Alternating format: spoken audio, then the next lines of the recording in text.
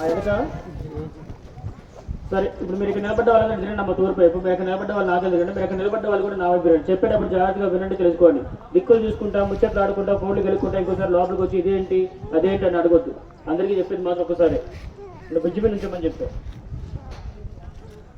మీరందరూ సరే సీతారాములు అని మనసులో కలుసుకొని మీరు 2 చేతులు కట్టుకొని దండం పెట్టుకోండి. ఇక్కడ ఒక పద్ధతి ఉంది. ఎవరైనా పొరపాటుగా చేతులు కింద దించితే మాత్రం ఇక్కడ ఏ స్థలాన్ని తాకనియండి, అక్కడ దండం కూడా పెట్టండి. బయట వచ్చిన దానిలో బయట పంపించేస్తాం. అలాంటి ఇక్కడ ఎక్కర్లేదు నాకు. మీరందరూ ఇక్కడ సీతమ్మను ఆరేసుకుని చీర గుర్తులు చూడడానికి వచ్చారా? కానీ ఇక్కడ చీరలతో పాటు చూడాల్సిన గుర్తులు ఉంటాయి, తెలుసుకోవాల్సిన గుర్తులు ఉంటాయి. మీ కళ్ళకి కనిపించండి ఈ రాతి మీద అక్కడక్కడ పేర్లు, నామాలు, అక్షరాలు కూడా ఉంటాయి. మీ ఇష్టం వచ్చిన ఎక్కడ పడితే తొక్కేస్తాం, తిరిగేస్తాం, నడిచేస్తాం అనుకుంటే మీరు ఇంత కష్టపడి దూరం వచ్చినా కూడా మీ ఫలితం తక్కువ.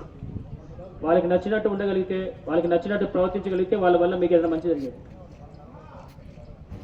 మరి ఎక్కడ ఏ గుర్తులు ఉన్నాయో అవన్నీ మీరు చెప్పేటప్పుడు జాగ్రత్తగా వినండి, తెలుసుకోండి. ఓ దారి చూపిస్తామా, దారిలో వెళ్ళి దండం పెట్టుకోండి. ఈ రాతిగా చివర మనుషుల చోట సీతమ్మ వారు ఆరేసుకున్న చీర గుర్తులు ఉంటాయి.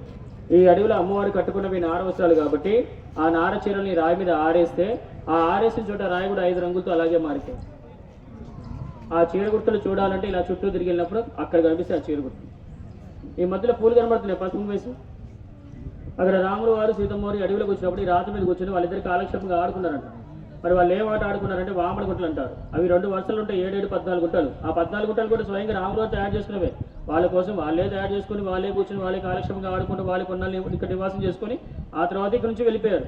కానీ వాళ్ళు లేని సమయంలో ఒక మనిషి రాతి మీదకి వచ్చి మీ అందరి గురించి ఆలోచించి నిజంగా ఈ అడవిలో సీతారాములు తిరిగినట్టు కానీ, ఈ రాతి మీద వాళ్ళు నివాసం చేసినట్టు కానీ, ఇప్పటికీ వాళ్ళు ఈ ప్రదేశంలో ఉన్నట్టు కానీ, ఇక్కడ వాళ్ళ గుర్తులు కానీ, వాళ్ళ ఆనవాళ్ళు కానీ అని ఉన్నాయా లేవని తెలుసుకుందామని రాయి మీద ఎక్కడ పడితే తొక్కుంటూ పోయి 10 గుడ్డలు పైకొట్టాడు. నోట్లోంచి రక్తం కొట్టిన బండ మీద చచ్చిపోయాడు.